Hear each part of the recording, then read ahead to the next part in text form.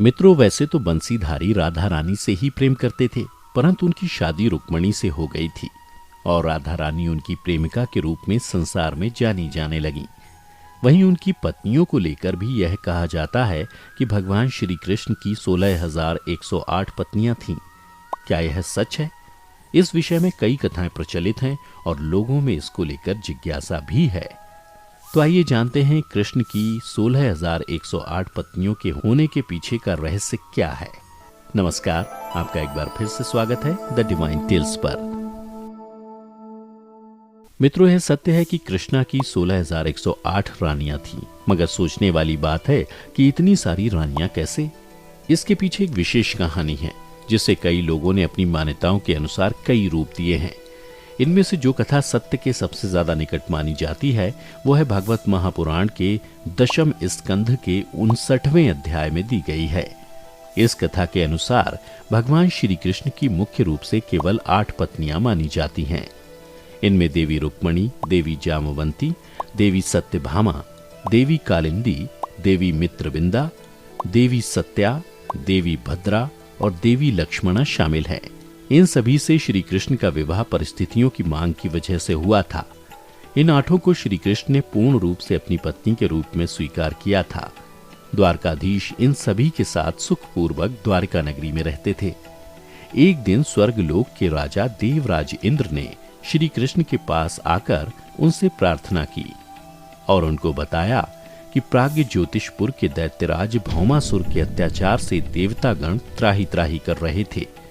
भौमासुर ने वरुण का छत्र, माता अदिति के कुंडल और देवताओं के निवास स्थान मणि पर्वत को भी उनसे छीन लिया था। इंद्र ने कृष्ण जी को बताया कि भौमासुर ने पृथ्वी के कई राजाओं और आमजनों की अति सुंदर कन्याओं का हरण कर उन्हें अपने यहाँ बंदी गृह में डाल दिया। इसके साथ ही उनसे इंद्र ने सभी को बचाने की प्रार्थना भी की। मित्रों, आपको बता दें, भौमासुर पशुओं से भी ज्यादा क्रूर और अधर्मी था। उसकी करतूतों के कारण ही उसे नरकासुर कहा जाने लगा। भौमासुर को श्राप था कि उसकी मृत्यु किसी नारी के हाथों ही होगी। इसलिए भगवान श्री कृष्ण ने अपनी पत्नी देवी सत्यभामा के साथ प्राग ज्योतिषपुर की ओर प्रस्थान किया। वहां पहुंचते ही सबसे पहले श्री कृष्ण और देवी सत्यभामा ने मिलकर मुरदैत्य और उनके सभी 6 पुत्रों ताम्र, अंतरिक्ष, श्रवण, विवाहवसु, नभश्वान और अरुण का वध किया। अपने पुत्रों की मृत्यु की खबर सुनकर भौमासुर क्रोध से लाल हो गया था, जिसके बाद वो अपनी सेना लेकर युद्ध के लिए आ गया। देवी सत्यभामा श्री कृष्ण के साथ उनके सारथी के रूप में गईं और अंत में उनके हाथों ही भौमासुर का विनाश हुआ। दैत्य भौमासुर के वध के बाद भगवान श्री कृष्ण ने उनके पुत्र भगदत्त को प्राग ज्योतिषपुर का राजा घोषित कर दिया।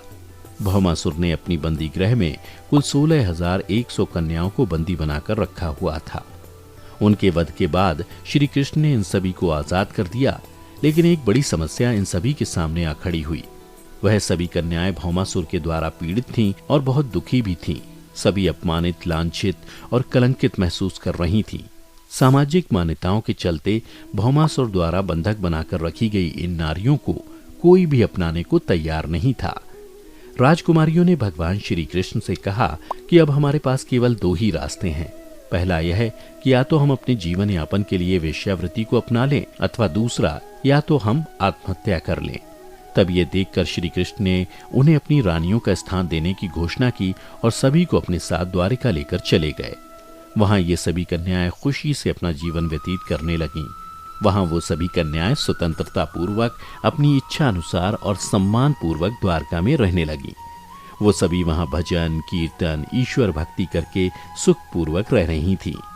भगवान ने उन राजकुमारियों को अपनाकर उन्हें अपनी अन्य पटरानियों के समान व्यवस्था दी और उन्हें अपना नाम दिया, लेकिन कभी उनसे वैवाहिक संबंध नहीं बनाया।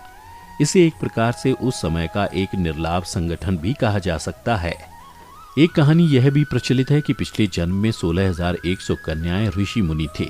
इन सभी ने कृष्ण को पति के रूप में पाने के लिए तपस्या की थी।